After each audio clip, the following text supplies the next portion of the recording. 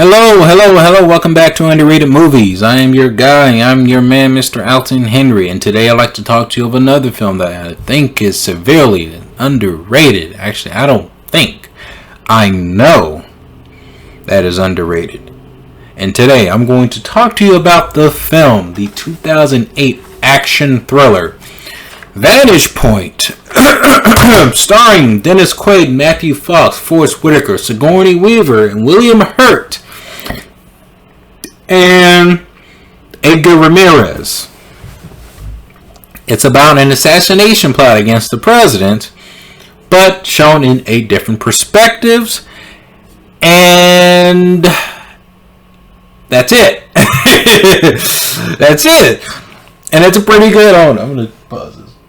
And it's a pretty good film. It's a pretty good. Well, I would say film. It's a movie. It's a pretty good movie. And the reason why I think it's a pretty good movie, and I think it might be one of my favorite action films ever, just because it does something different for mainstream audiences to really just grasp. The reason why that the film kind of does feel like a puzzle, but how the film structure is basically like Groundhog Day. You're seeing the same event like 7 to 8 different times, and each time you're focusing on a different character, and when each time you're focusing on another character, you're showing another perspective of that story of the bigger event, the bigger picture of it. The more in each story, when you're seeing different perspectives, it reveals more of what's going on, who else is involved, and how it all comes together at the end. And it's kind of like one of those dramas that do that, but instead of a drama, like that one drama with Disconnected with Jason Bateman, it's in the action film realm, and you don't really see that a lot in action films. Hardly. Actually, I think this is really the only action film that really does that, where you're seeing it multiple times, but in an action set piece. And rarely do you get something like this. It's rare. Like, it was rare. Actually, I remember seeing this with my mom, and I remember sometimes when my dad wasn't around, and I'm just keep this short, my mom would take me to just run her errands or anything, and sometimes she'll feel like seeing a movie, but like, hey, what's going on? Like, hey, let's watch this, Mom, and we'll go watch a movie. It'll be like during the day, and then we'll come back later in the evening, and we end up seeing this film. And I remember my mom's reaction to it. And she don't like the movies that try to do anything different. I love this action movie. She was like, hey, they're going to show the same thing again and again and again. And it does. You do see the same thing again and again and again, but showing it from a different perspective, but a different story. And what I really liked about this is because of that. Showing it again in different perspectives. Where the first story is Sigourney Weaver's, where you're seeing it from her perspective, all in the newsroom. Then you're seeing everything that kind of happens around.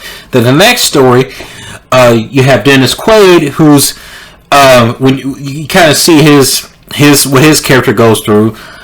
His character is dealing with trauma. He got shot from saving the president. He's trying to cope with that trauma, that experience he had, and see if he can function back in the world. And then you focus on what's that other character's name?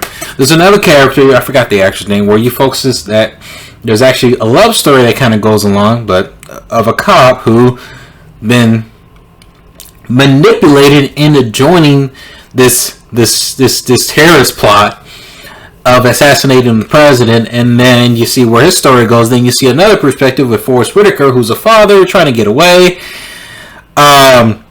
trying to experience something different, and with his camera he catches the assassination on his camera and records it, and then he believes he feels like he needs to help by capturing and documenting what was happening. He ends up chasing or following this chase that happens later in the film. And the final act of the film is basically the terrorist plot as basically doing the assassination. I also forgot you also focusing on the assassination attempt with the president too, with William Hurt. He's also in the film. He plays the president. And I liked all these perspectives, and you learned everything about it. I mean, if the film was edited in a regular way, I think it would just... I mean, it would be one of those films where you slowly build up into its resolution. I mean, this movie does it too. I mean, it does it in the same way.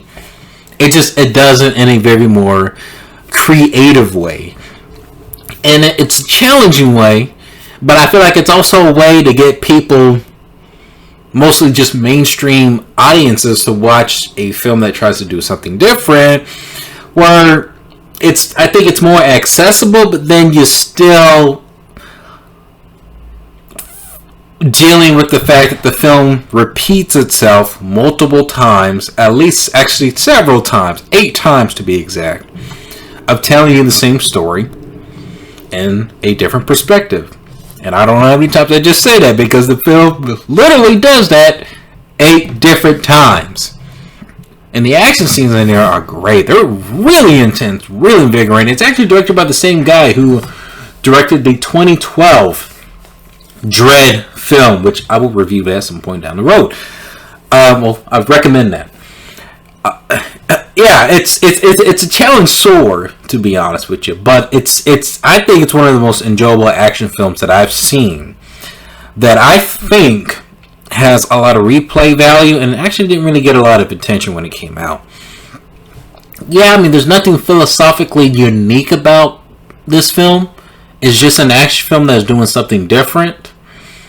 I mean, each perspectives, each different views has a different perspective of revealing a certain part of the story. There's always a story. Everybody has their own story of a certain event. But this film, I believe, is one of the most underrated action films I have ever seen. I highly recommend anybody to watch this. Actually, I don't know where you can watch it. Actually, you could probably rent it on YouTube. Yeah, you can rent it on YouTube. You can rent pretty much almost any movie on YouTube now. I would highly recommend you check this out. If you have seen it, comment below, let me know. If you have seen it, would you recommend this film? Please let me know, because I think this film would be something that I think it's forgotten. It really needs to be brought back into the light again and discussed a little bit more. I mean, there's anything deep about it, but just to kind of just go back to this film and be like, hey, this movie tried to do something different. Thank you, Sony, Columbia Pictures, for bringing this movie, because this movie was pretty awesome. Comment below, let me know. Follow my YouTube channel. Please let me know what is your favorite underrated movie.